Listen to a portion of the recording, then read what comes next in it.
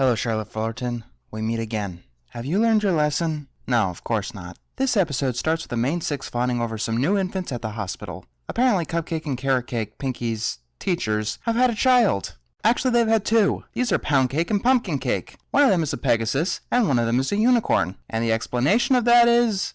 Easy. My great-great-great-great-grandfather was a unicorn, and Cupcake's great-aunt's second cousin twice removed was a Pegasus.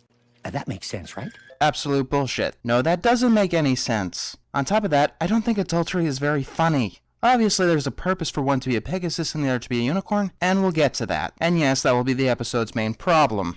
And be careful around Pumpkin Cake.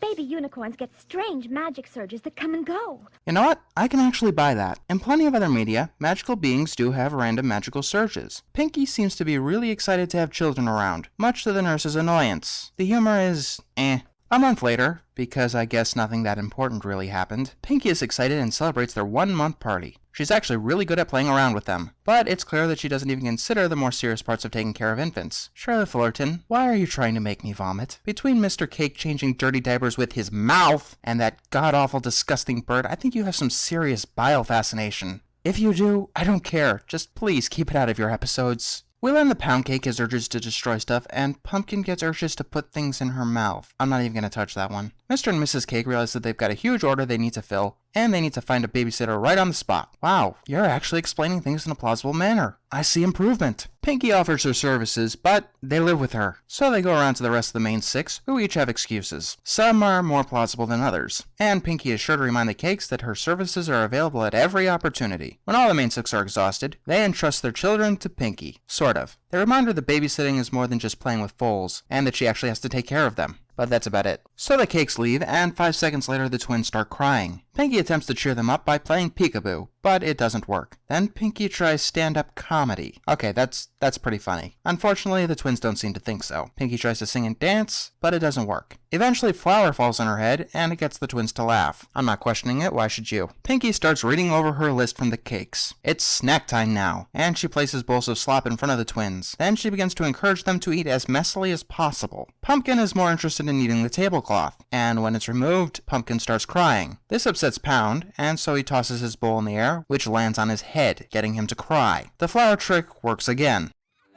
Yeah, I think I can see where this is going.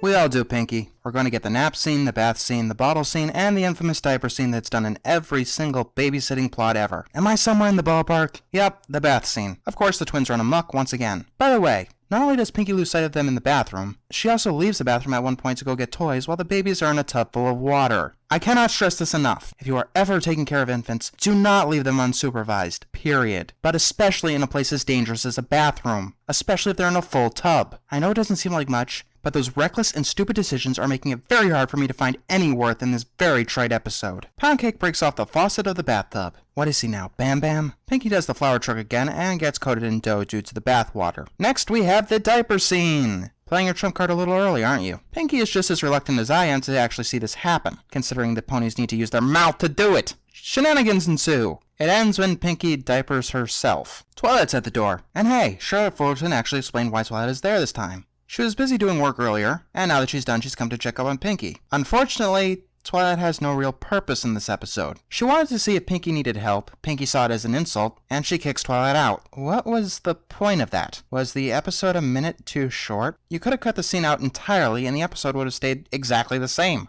Pinky still even has a diaper on her head at the end. Speaking of which, a couple of babies are now running around without diapers on. Pinky, you're gonna have some cleaning to do. Pinky finds them both happily playing in their room. You know what? Right now I don't care about the implausibility. I'm just interested in getting this episode over with. Pinky tries to assert herself, and actually seems to succeed. Seems. I know that Pinky's a little bit of an airhead, but I know she's not that stupid. Anyone can see that they're playing her. As soon as Pinky turns around, they've both disappeared. Pumpkin happens to be in the closet, munching on a toy. Then creepy music begins playing, and the scene begins building up to the most horrifying thing imaginable. The destruction of all continuity ever. Oh, and a homage to Trainspotting because, I don't know. Apparently Pound Cake can fly, and Pumpkin can do magic. No, wait, let me rephrase that. Pound is a more agile flyer than Rainbow Dash, and Pumpkin could beat Twilight in a magic duel. I said earlier that a young magical being having random bouts of magic didn't bother me. The keyword there being random. Pumpkin has clear control over her magic. There's a lot of problems with continuity here, but if you don't know exactly what's wrong here, just watch these two scenes back to back.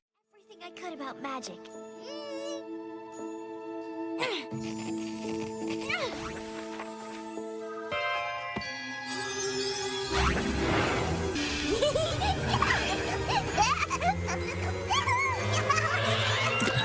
And that doesn't explain Pound's uncanny flying ability. The fledgling wings of any species are not strong enough to fly. Blah blah blah fiction. If Scootaloo can barely hover, then by no realms of plausibility should Pound be able to fly. Charlotte Fullerton, I know that this is one of the most alien concepts to you, as alien as zombie demons rising from their graves to conquer us all, but continuity is not a polite suggestion, and there's a major difference between world building and actively going against canon. If this is some failed attempt to build onto canon, then why is this the only episode which they have their god powers? And let's not forget several other questions, like what the hell is a standard crib supposed to do when your infant can fly over the bars, or just phase right through them, which for the record even Celestia's prize student Twilight has not been shown doing. Yes, this is your work of fiction, sort of, but here's the thing, even when you define the boundaries of your world, you cannot go outside them. Eventually, the stress of Pinky's laws of reality breaking gets to her and she bursts out crying. The twins, feeling sorry, drench themselves in flour. I guess SpongeBob was right. Crying does solve all your problems after all. This episode fails on almost every front, even with its admittedly good moral. Yes, being a caregiver is more responsibility than just being a playmate. It's not leaving infants alone in a bath full of water. And being a writer is more than just making shit up.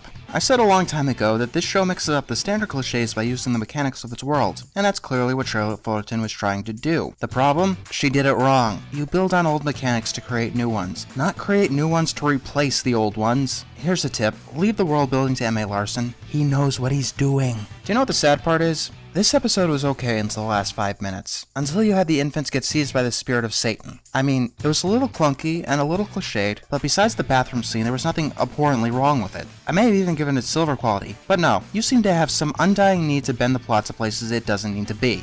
If you wanted to have Pinky deal with magic and flight in her babysitting adventures, there's a really easy solution. Have her babysit older children. Maybe one who's intensely interested in using magic and gets the idea to use Pinky as a test subject. Or one who's really into flying faster and faster, even if it causes things to get broken. If you did that, you wouldn't have even had to do that stupid, borderline insulting hand wave at the beginning. As a final lesson, there's a right way to do an adult joke.